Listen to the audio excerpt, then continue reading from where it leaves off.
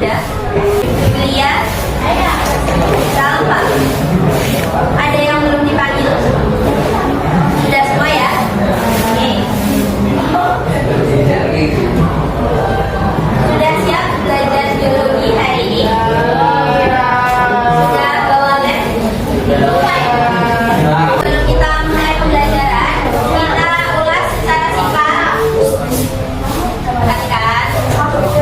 Kita ulas secara singkat dulu materi yang sudah kita pelajari minggu lalu. Masih ingat nggak minggu lalu kita belajar apa? Tentang ciri dan strukturnya. Setelah mempelajari ciri dan strukturnya, kita mengetahui bahwa virus itu bukan makhluk hidup, tapi virus memiliki ciri sebagai makhluk hidup, yaitu makhluk bereproduksi. Ada yang ingat cara reproduksi virus itu sama dengan apa? Replikasi. Ada yang tahu bagaimana proses replikasi? Kira-kira ya gimana? Replikasi terjadi di inangnya. Oke anak-anak, ini saya punya link YouTube video virus corona tentang replikasinya. Kalian tonton, itu videonya nggak sampai 2 menit. Setelah ditonton terus baca buku kalian, buku paket hijau halaman 37 sampai 38. Saya beri waktu 5 menit. Apa ini? Mulai dari sekarang.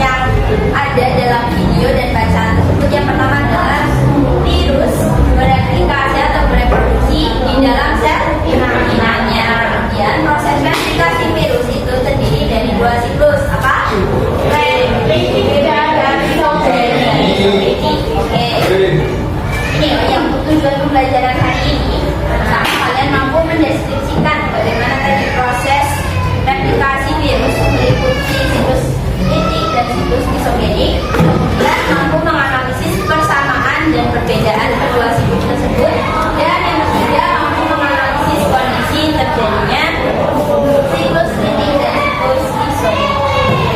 Replikasi virus. Virus itu bersifat parasit dan dia hanya dapat hidup pada sel inangnya. Kemudian virus ini berkembang biak dengan cara replikasi atau penggandaan diri di dalam sel inang.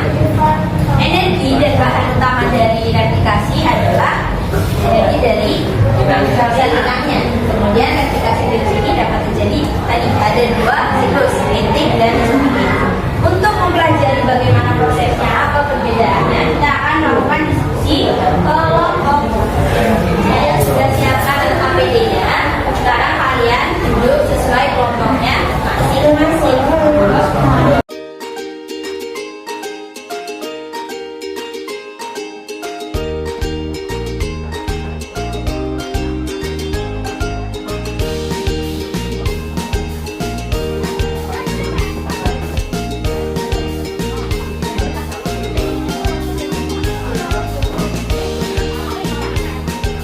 Jadi tugasnya yang pertama kalian menyusun diagram Venn dari replikasi virus.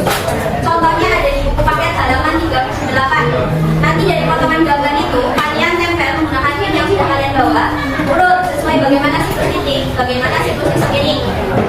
Pokoknya dibuat seperti halaman 38 paket kalian. Nanti dari setiap gambar kalian beri angka mana yang nomor 1, mana yang nomor 2, dan seterusnya. Kemudian diberi panah arah siklusnya kemana. Paham siklus kan? Di jauh ya kita. Kemudian nanti dari setiap gambar kalian buka KPD halaman selanjutnya. Ini ada kolom untuk mengisi tahapannya. Itu disebut tahap apa yang gambar 1. Nanti kalian jelaskan tahapannya. Paham sampai sini? Kemudian tugas yang kedua, kalian mencari perbedaan dari siklus litik dan siklus isogenik. Ditulis di kolom yang kedua. Paham? Oke. Kalau sudah silahkan kerjakan, waktunya 20 menit cukup. Kemudian nanti presentasi ke belakang.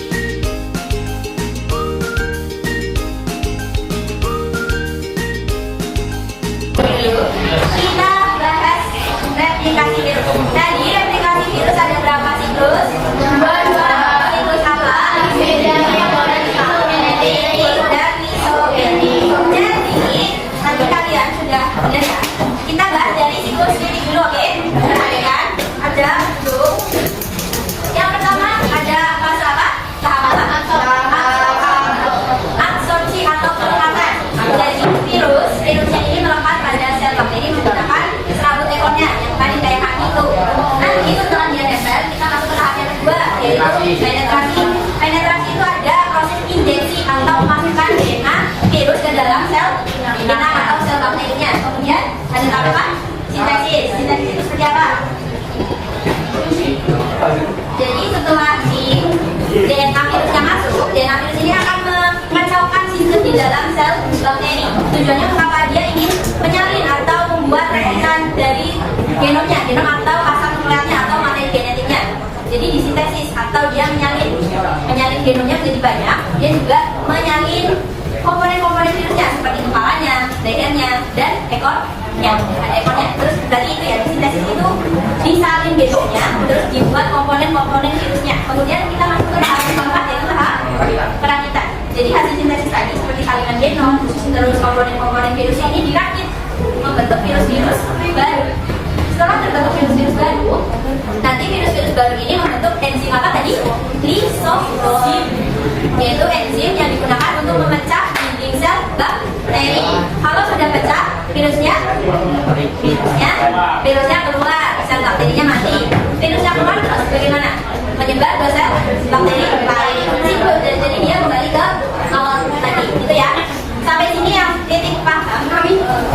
Paham. Oke, kita lanjut ke yang ini. Sama, yang pertama dia melepas, kemudian dia menginjeksikan atau memasukkan DNA virusnya. Kemudian ini bedanya di sini. Si DNA virus ini kemudian bergabung dengan DNA bakteri membentuk yang namanya apa tadi? Profa atau gabungan DNA virus dengan DNA bakteri. Ini gambarnya. Ini tadi yang merah ini adalah DNA virusnya bergabung dengan DNA bakteri. Kemudian kita masuk ke gambar yang ini. Bakteri kan dia juga bereproduksi. Reproduksinya bakteri itu dengan cara membelah diri. Nah, sebelum membelah, bakteri itu akan menggandakan si materi genetiknya. Jadi otomatis kalau dia mau membelah, profaknya ini juga ikut mengganda. Jadi nanti ketika bakterinya membelah, akhirnya setiap bakteri mengandung yang namanya profak. Sampai sini bisa dibayangkan, bisa paham ya? Dan gimana?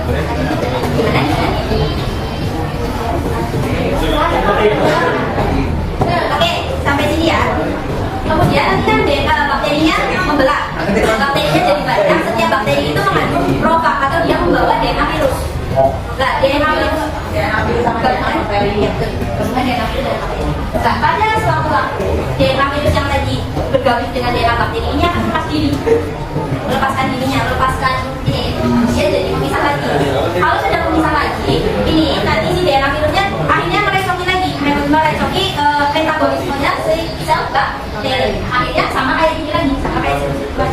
Jadi siklus kayak gitu, dia sudah sampai sini terus masuk ke siklus titik. Ini yang menyebabkan siklus titik dan siklus lisogeni itu lebih panjang waktunya daripada siklus titik.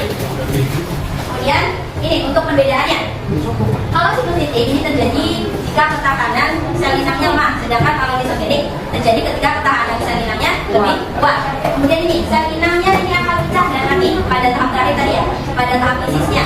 Kalau yang lisogenik itu tidak pecah dan tidak mati. Ya enggak? Tadi kalian masih usulnya, apakah ada gambar yang pecah? Pasti ada. Kemudian ini pada siklus titik ini terbentuk virus-virus baru yang akhirnya tadi keluar menginfeksi sel-sel lain, sedangkan pada lisogenik ini tidak terbentuk virus baru.